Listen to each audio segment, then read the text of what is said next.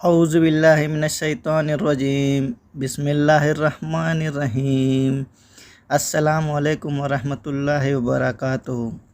میں ہوں حنیف خان اور آپ دیکھ رہے ہیں میرا channel AH5 education and truth. Video کو شروع کرنے سے پہلے چینل کو سبسکرائب بھی کر لیں اور بیل نوٹیفیکیشن بھی آن کر دیں تاکہ ہر آنے والی نئی ویڈیو آپ تک پہنچ سکے۔ تو چلیں ویڈیو شروع کرتے ہیں۔ حضرت ارمیہ علیہ السلام بھی دیگر انبیاء کی طرح مخصوص معصوم عالم زمانہ اور افضل کائنات تھے۔ ان کے والد ماجد کا نام خلیقہ تھا۔ یہ بنی اسرائیل میں حضرت شعیہ علیہ السلام کی شہادت کے بعد مبعوث ہوئے تھے۔ ان کا سلسلہ نسب حضرت ہارون علیہ السلام بن عمران تک منتہی ہوتا ہے۔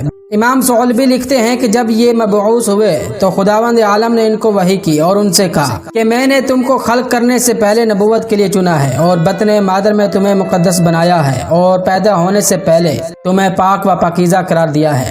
تم اپنی قوم سے میری نعمتوں کا ذکر اور انہیں ان کی حرکتوں کی طرف متوجہ کرو اور کہو کہ وہ میری طرف متوجہ رہے اور عصیان سے پرہیز کرے۔ حضرت ارمیہ علیہ السلام نے عرض کی، میرے پالنے والے، میں تو بڑا کمزور اور ضعیف ہوں اور تیری مدد کے بغیر کچھ نہیں کر سکتا۔ تو میری مدد کر اور مجھے ضروری امور سے آگاہ فرما اور مجھ میں بولنے اور سمجھانے بجانے کی طاقت اور صلاحیت عطا فرما دے۔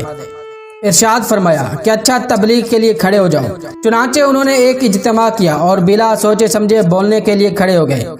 خلاق کی عالم نے ایک فصیح و بلیغ خطبہ ان کی زبان سے جاری کرا دیا جس میں ان کی ہدایت کی گئی اور انہیں حلال و حرام اور معصیت و گناہ سے آگاہ کیا گیا تھا اور ثواب اطاعت اور عقاب معصیت سے مطلع کیا گیا تھا، اور آخر میں فرمایا گیا تھا کہ ان سے کہہ دو کہ خدا نے کہا ہے، میں اپنی عزت و جلال کی قسم کھا کر کہتا ہوں کہ اگر وہ اپنی حرکتوں سے باز نہ آئے تو میں انہیں ایسی آزمائش میں مبتلا کر دوں گا کہ بردبار اور اوکلا حیران ہو جائیں گے، اور ان پر ایسے شخص کو مسلط کر دوں گا جو سخت جابر اور سخت دل ہوگا۔ پھر وہ بے شمار فوج کے ساتھ ان پر پل پڑے گا اور انہیں اس طرح تباہ و برباد کر ڈالے گا کہ یہ تو درکنار ان کی نسلیں بھی سنبھل نہ سکیں گی۔ حضرت ارمیہ علیہ السلام نے بات تو سب کر دی اور اپنی تقریر میں سب کچھ کہہ دیا، لیکن سخت رنجیدہ ہوئے اور بے پناہ گریہ کیا اور سخت چیخیں چلائے اور اپنے کپڑے پھاڑ ڈالے اور اپنے سر پر دھول ڈالی اور کہا، مالک، میں گزارش کرتا ہوں کہ بنی اسرائیل کو تباہ نہ فرمایا جائے۔ ان کی اس درخواست پر خداوند عالم نے 3 سال تک مہلت دے دی، لیکن ان لوگوں پر کوئی اثر نہ ہوا اور یہ معصیت و سرکشی میں زیادتی ہی کرنے لگے۔ بالآخر اس نے بخت نصر کو ان پر مسلط کر دیا۔ وہ 6 لاکھ جھنڈوں پر مشتمل لشکر لے کر ان پر پھٹ پڑا اور ایسی تباہی مچائی کہ رہتی دنیا تک بھلائی نہ جا سکے گی۔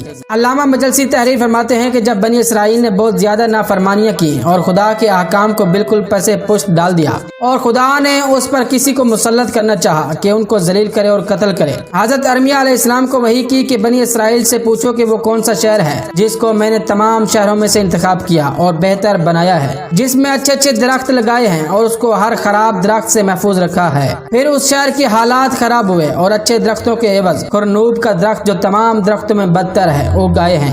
حضرت ارمیہ علیہ السلام نے علماء بنی اسرائیل سے دریافت کیا، انہوں نے کہا، ہم کو نہیں معلوم، آپ خدا سے ہمارے لیے معلوم کیجئے۔ حضرت ارمیہ علیہ السلام نے 7 روزے رکھے، پھر دعا کی تو خداوند عالم نے وحی فرمائی کہ وہ شہر بیت المقدس ہے اور وہ درخت بنی اسرائیل ہیں جن کو میں نے اس شہر میں آباد کیا ہے، لیکن چونکہ انہوں نے میری نافرمانی کی اور میرے دین کو الٹ پلٹ دیا اور ناشکری کی، لہٰذا میں اپنی ذات مقدس کی قسم کھاتا ہوں کہ ان کو ایسی سخت بلاؤں کے ذریعے معارض امتحان میں لاؤں گا کہ صاحبان عقل و دانہ حیران رہ جائیں گے، اور اپنے بندوں میں سے ایک شخص کو ان پر مسلط کروں گا جو بدترین نطفے سے پیدا ہوگا، جس کی غذا بھی بدترین اشیاء ہوں گی۔ وہ ان کے مردوں کو قتل کرے گا اور ان کی عورتوں کو اسیر کرے گا اور بیت المقدس کو خراب کرے گا جو ان کے خانے شرف و عزت ہے جس پر وہ فخر کرتے ہیں، اور اس پتھر کو جس پر تمام دنیا میں ناز کرتے ہیں مزحلوں پر ڈال دے گا، اور یہی حالت 100 سال تک رہے گی۔ حضرت ارمیہ علیہ السلام نے بنی اسرائیل کو اس امر سے آگاہ کر دیا۔ انہوں نے دوبارہ درخواست کی کہ یا حضرت، خدا سے پوچھئے کہ فقراء و مساکین اور غرباء کا کیا گناہ ہے کہ وہ بھی اس بلا میں گرفتار ہوں گے۔ حضرت ارمیہ علیہ السلام 7 روز تک ایک لقمہ کھانے پر اکتفا کرتے رہے، لیکن ان کو وحی نہ ہوئی، تو حضرت نے 7 روزے رکھے اور 7 روز کے بعد ایک لقمہ طعام تناول فرمایا، پھر بھی ان پر وحی نازل نہ ہوئی، تو پھر 7 روزے رکھے تو خدا نے ان پر وحی نازل فرمائی کہ اے ارمیہ، اس سوال سے باز آؤ ورنہ تمہارا منہ پشت کی جانب پھیر دوں گا۔ کیا تم چاہتے ہو کہ اس امر میں شفاعت و سفارش کرو جو مقدر ہو چکا ہے؟ ان سے کہہ دو کہ تمہارا یہی گناہ ہے کہ تم لوگوں کا گناہ کرتے ہوئے دیکھتے تھے اور انکار نہ کرتے تھے، اور نہ ان لوگوں کو نصیحت کرتے تھے، نہ ان سے علیحدہ ہوتے تھے۔ پھر حضرت ارمیہ علیہ السلام دعا کی، میرے پالنے والے یہ تو بتا دے کہ ان پر کسے مسلط فرمائے گا، تاکہ میں اس کے پاس جا کر قبل از وقت اپنے اور اپنے اہل و عیال کے لیے امان نامہ حاصل کر لوں، ورنہ سب کے ساتھ میں بھی تباہ و برباد کر دیا جاؤں گا۔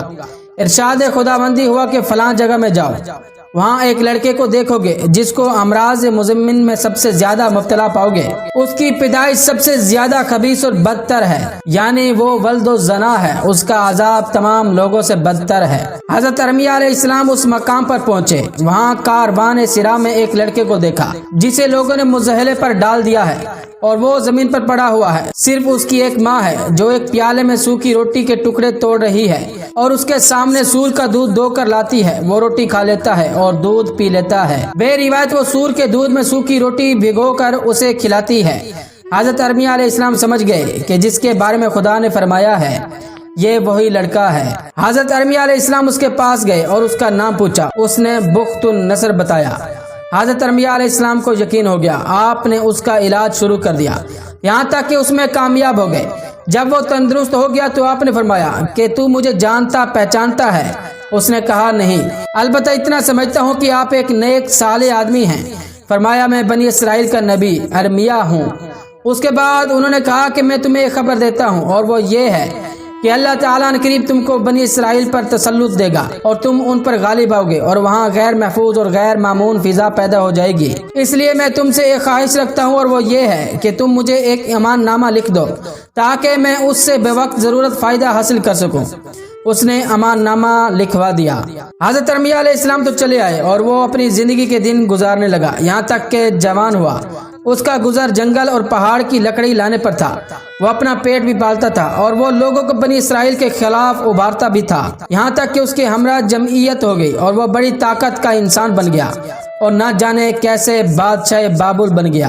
پھر موقع سے اس نے بیت المقدس پر چڑھائی کر دی اور بے شمار افراد اطراف سے آ کر اس کے ہمراہ ہو گئے۔ حضرت ارمیہ علیہ السلام کو جب معلوم ہوا کہ وہ آ رہا ہے اور بے پناہ لشکر لے کر آ رہا ہے تو حضرت ارمیہ علیہ السلام امان نامہ لے کر اس کے راستے میں کھڑے ہو گئے، لیکن لشکر کی کثرت کی وجہ سے اس کے پاس کسی صورت سے نہ پہنچ سکے۔ تو انہوں نے یہ ترکیب کی کہ امان نامے کو ایک لکڑی میں باندھ کر بلند کیا۔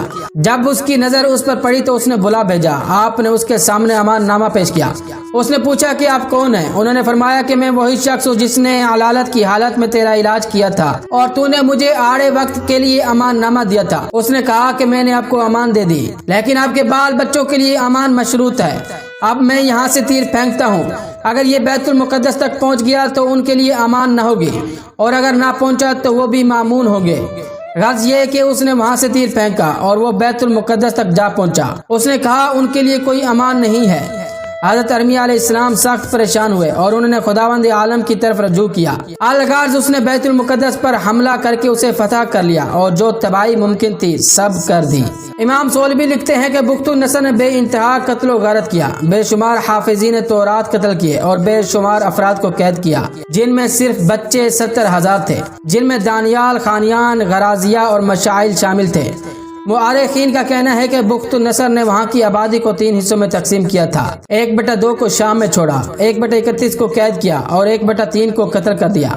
یہ سلوک ان لوگوں کے ساتھ کیا جو اندھا دھند قتل و غارت سے بچ گئے تھے۔ پھر وہ سارا کچھ لے کر بابل چلا گیا جو بیت المقدس میں تھا۔ روضۃ الصفا سے معلوم ہوتا ہے کہ وہ جو سامان از قسم زر جواہر وغیرہ بیت المقدس سے لے لیا وہ 1700 کشتیوں کا وزن تھا۔ مؤرخین کا بیان ہے کہ بخت النصر کی ہنگامہ خیزی میں حضرت ارمیہ علیہ السلام محفوظ رہے۔ بخت النصر جب تباہی و بربادی کو حد کمال تک پہنچ چکا تھا تو اس نے ان سے کہا کہ آپ چاہیں تو میرے ساتھ رہیں، میں آپ کو عزت و احترام سے رکھوں گا، اور اگر چاہیں تو اپنے شہر میں رہیں، میری طرف سے آپ کو امان ہے۔ حضرت ارمیہ علیہ السلام نے فرمایا کہ ویسے تو میں جب سے پیدا ہوا ہوں خدا کی امان میں ہوں، تاہم جو کچھ تو نے کہا ہے ٹھیک ہے۔ مجھے افسوس ہے کہ بنی اسرائیل اپنی حرکتوں سے امان خدا سے باہر ہو گئے اور تجھ سے خوف کھانے لگے۔ اگر یہ امان خدا میں ہوتے تو تجھ سے ہرگز خوف نہ کھاتے۔ غرض یہ کہ حضرت ارمیہ علیہ السلام زمین ایلیا میں اپنے مقام پر ہے۔ اس وقت یہ شہر برباد ہو چکا تھا اور کچھ حصہ اس کا بالکل منہدم ہو چکا تھا۔ بنی اسرائیل کے باقی ماندہ لوگوں نے جب سنا تو آپ کے پاس جمع ہو گئے اور عرض کرنے لگے، یا نبی خدا، اب ہم نے آپ کو پہچانا کہ آپ ہمارے پیغمبر ہیں۔ آپ ہم کو نصیحت کیجیے، ہم آپ کے مطیع و فرما بردار ہیں۔ آپ نے ان کو حکم دیا کہ میرے ساتھ رہو، خدا تمہاری حفاظت کرے گا۔ وہ کہنے لگے، ہم بادشاہ مصر کے پاس جا کر پناہ لیتے ہیں اور اس سے اپنا تحفظ چاہتے ہیں اور امان طلب کرتے ہیں۔ حضرت ارمیہ علیہ السلام نے فرمایا کہ ایسی غلطی مت کرو، اب خاموش یہیں بیٹھے رہو۔ امان خدا بہترین امان ہے، تم اس کی امان سے باہر جاتے ہو اور دوسروں کی امان میں داخل ہوتے ہو۔ سنو، یہ تمہارے لیے مناسب نہیں ہے۔ بخت النصر کے سامنے بادشاہ مصر کی کوئی حیثیت نہیں ہے۔ اگر تم اس سے امان حاصل کرو گے اور بخت النصر نے اس میں مزاحمت کی تو پھر تباہی کے گڑھے میں گر جاؤ گے۔ بہتر یہی ہے کہ یہیں اللہ کی امان میں پڑے رہو۔ لیکن وہ لوگ ایک نہ مانے اور حضرت ارمیہ علیہ السلام کو چھوڑ کر مصر کے لیے روانہ ہو گئے اور مصر کے بادشاہ سے امان کے طالب ہوئے۔ اس نے ان کو امان دے دی۔ بخت النصر کو جب معلوم ہوا تو اس نے بادشاہ مصر کو خط لکھا کہ ان کو قید کر کے میرے پاس بھیج دیں، ورنہ جنگ کے لیے تیار ہو جا۔ حضرت ارمیہ علیہ السلام کو جب یہ معلوم ہوا تو آپ کو ان پر ترس آیا اور وہ فوراً مصر چلے گئے تاکہ ان کو بخت النصر کے شر سے نجات دلانے کی کوشش کریں۔ مصر پہنچ کر انہوں نے بنی اسرائیل سے کہا کہ خداوند عالم نے بذریعہ وحی مجھے بتایا ہے کہ بخت النصر اور بادشاہ مصر میں جنگ ہوگی اور بخت النصر جیت جائے گا، اور اس کی علامت یہ ہے کہ مجھے وہ جگہ دکھا دی گئی ہے جس جگہ فتح کے بعد بخت النصر کا تخت بچے گا۔ پھر حضرت نے 4 پتھر اس تخت کی جگہ دفن کر دیے۔ غرض یہ کہ بخت النصر نے چڑھائی کی اور مصر کو فتح کر لیا اور ان پر غلبہ حاصل کیا اور ان کو قید کیا۔ جب غنیمت تقسیم کرنے کا ارادہ کیا، قیدیوں میں بعض کو قتل اور بعض کو آزاد کرنا چاہا، تو انہی میں حضرت ارمیہ علیہ السلام کو دیکھا تو آپ سے کہا کہ میں تو آپ کا احترام کرتا ہوں اور آپ میرے دشمنوں کے ساتھ شامل ہو گئے۔ حضرت ارمیہ علیہ السلام نے فرمایا کہ میں اس لیے آیا تھا کہ ان کو آگاہ کر دوں کہ تو ان پر غالب آئے گا۔ میرا مقصد یہ تھا کہ میں ان کو تیرے روب و جلال سے متاثر کروں اور خوف دلاؤں تاکہ اپنے فیصلے پر نظر ثانی کر لیں اور کسی کی امان پر بھروسہ نہ کریں۔ میں یہ سب ایسی حالت میں کر رہا تھا کہ تو بابل میں تھا۔ میں نے یہاں پہنچتے ہی تیرے تخت کی جگہ بھی ان کو بتا دی تھی اور تخت کے ہر پائے کی جگہ ایک ایک پتھر دفن کر دیا تھا، اور ان لوگوں نے سب کچھ دیکھا تھا۔ ان کے اس فرمانے پر بخت النصر نے تخت ہٹوا کر اس کے ہر پائے کی جگہ کھدوائی۔ جب پتھر برآمد ہوئے تو اس نے حضرت ارمیہ علیہ السلام کے قول و ارشاد کو صحیح پایا اور درست سمجھا اور حضرت سے کہا کہ اب میں ان کو اس وجہ سے قتل کروں گا کہ انہوں نے آپ کی تکذیب کی اور آپ کی باتوں کا یقین نہ کیا۔ حضرت ارمیہ علیہ السلام نے فرمایا، تو ان پر رحم کر، لیکن اس نے ایک نہ سنی اور سب کو قتل کر دیا اور بابل واپس چلا گیا۔ اس واقعے کے بعد حضرت ارمیہ علیہ السلام عرصے تک مصر میں مقیم رہے۔ پھر خدا نے وحی کی کہ اپنے شہر ایلیا کو واپس جاؤ۔ چنانچہ وہ وہاں سے روانہ ہو گئے اور جب بعض روایات کی بنا پر بیت المقدس کے نزدیک پہنچے اور اس کی بربادی ملاحظہ کی تو بولے کہ خدا کب اور کس طرح اس شہر کو آباد کرے گا۔ پھر شہر کے کنارے اترے اور سو رہے۔ خدا کے حکم سے ان کی روح قبض ہو گئی اور وہ دنیا کی نگاہوں سے محفوظ ہو گئے، یہاں تک کہ 100 سال گزر گئے اور یہ اسی مقام پر مردہ پڑے رہے۔ خدا نے ان سے وعدہ کیا تھا کہ بیت المقدس کو پھر آباد کرے گا۔ جب 70 سال ان کی وفات کو گزر چکے، ایلیا شہر کی تعمیر کی اجازت دی اور فارس کے ایک بادشاہ کے پاس بے روایت عامہ ایک فرشتے کو بھیجا جس کو گونگ کہتے تھے کہ خدا تجھے حکم دیتا ہے کہ لشکر اور حشم و خدم اور خزانے کے ساتھ ایلیا کو روانہ ہو اور اس کو آباد کر۔ اس بادشاہ نے 30,000 اشخاص کو متعین کیا اور ہر ایک شخص کے ماتحت ہزار اشخاص کام کرنے والے مزدور تھے۔ تعمیر عمارت سے متعلق جس قدر اوزار اور آلات ضروری تھے مہیا کیے۔ غرض 30 سال میں ایلیا شہر اور اس کی عمارتیں تیار ہو گئیں۔ اس وقت خدا نے حضرت ارمیہ علیہ السلام کو زندہ کیا۔ پھر کچھ عرصے کے بعد آپ انتقال فرما گئے۔